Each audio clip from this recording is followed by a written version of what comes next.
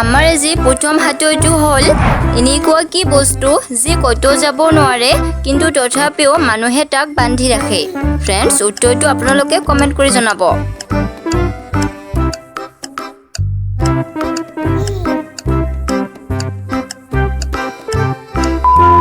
Friends, উত্তৰ হ'ব হাত ঘড়ী। আমাৰ দ্বিতীয় হাতৰটো হ'ল এনেকুৱা কি বস্তু যিটো গোটেই জীৱনত ল'ৰাবোৰে মাত্ৰ এবাৰহে পায় আৰু ছোৱালীবোৰে পায় দুবাৰ। উত্তৰটো কমেণ্ট কৰি জনাব।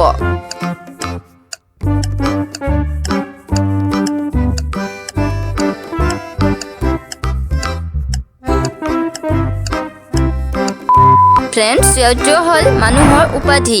আমাৰ তৃতীয় হাতৰটো হ'ল চুই চালো কোমল পালো আৱৰণ গুচাই সোমোৱাই থলো। উত্তৰটো বাৰু কি হ'ব কমেণ্ট কৰি জনাবচোন।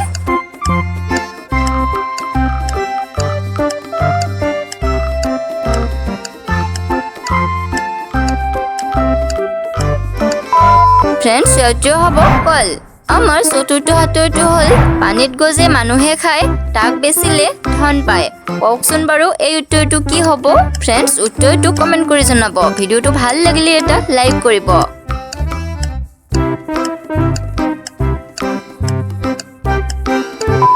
ফ্ৰেণ্ডছ, উত্তৰ হ'ব ধান।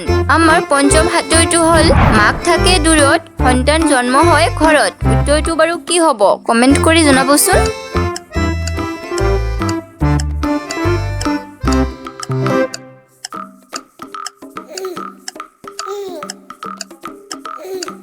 ফ্ৰেণ্ডছ, উত্তৰ হ'ব কুলি চৰাই। এতিয়া আপোনালোকৰ বাবে দিয়া হাতৰটো হ'ল জন্ম হওঁতে আকাশ চোৱা ডেকা হ'লে তলমুৱা। কওকচোন বাৰু কি হ'ব ইয়াৰ উত্তৰটো।